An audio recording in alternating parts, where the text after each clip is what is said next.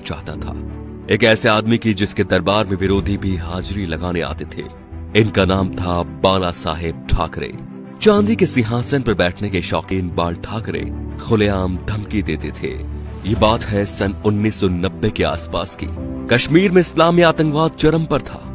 कश्मीरी पंडितों को भगाया जा रहा था। अमरनाथ यात्रा चल रही थी। आतंकवादियों ने यात्रा बंद करने की धमकी दे दी और कहा जो भी अमरनाथ यात्रा आएगा वो वापस नहीं जाएगा।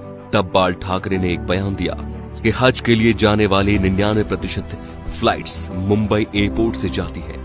देखते हैं यहां से कोई यात्रा मक्का मदीना कैसी जाती है। अगले दिन ही अमरनाथ यात्रा शुरू हो गई। सन 1992 में बाबरी मस्जिद ढहा दी गई तो बाल ठाकरे आपकी अदालत शो में आए हुए थे।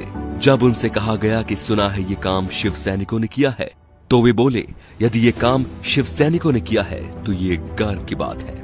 बाल ठाकरे का बचपन का नाम था बाल केशव ठाकरे, जो वक्त के साथ साथ बाला साहेब ठाकरे बन गया। 1980 के दशक में बाला साहेब ठाकरे ने मुसलमानों के बारे में कहा कि ये कैंसर की तरह फैल रहे हैं और देश को इनसे बचना चाहिए।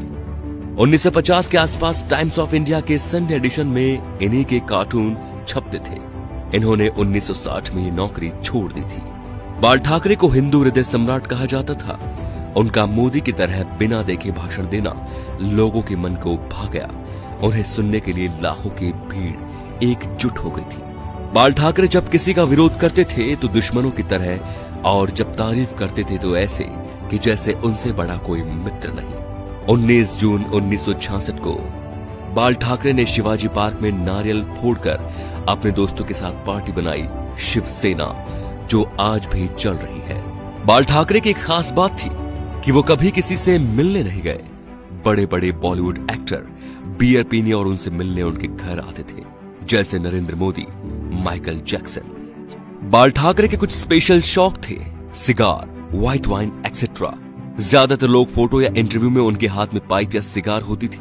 1999 में बाल ठाकरे पर 6 साल तक वोट डालने और चुनाव लड़ने पर बैन लगा था, लेकिन बाल ठाकरे ने अपने जीवन में कभी चुनाव नहीं लड़ा। अपनी मौत से 2 महीने पहले ठाकरे का एक बयान आया कि आर्मी मेरे हवाले कर दो, मैं देश को 1 महीने में ठीक कर दूंगा। 17 नवंबर 1912 बाल ठाकरे का निधन हो गया। इस दिन मुंबई बंद था। अंतिम यात्रा में 5 लाख लोग शामिल हुए। थोड़ी थोड़ी देर बाद एक आवाज उठती है, बाला साहेब। लाखों लोग चिल्लाते रहे, अमर रहे। बाल ठाकरे ना तो मुख्यमंत्री थे और न सांसद, फिर भी उन्हें मरने के बाद 21 तोपों की सलामी दी गई, जो राष्ट्रपति प्रधानमंत्री को मिलती है। ये रुतबा था बाला साहेब ठाकरे का। तो दोस्तों, ऐसे शेर दिल हिंदू सम्राट के लिए वीडियो को शेयर जरूर कीजिए और उनकी महानता को फैलाइए, ताकि आज जो शिव सैनिक या हिंदू उनके सिद्धांतों को भूल चुके हैं, उनके हिंदुत्व की रक्षा का संकल्प याद दिलाएं। जय श्री राम दोस्तों।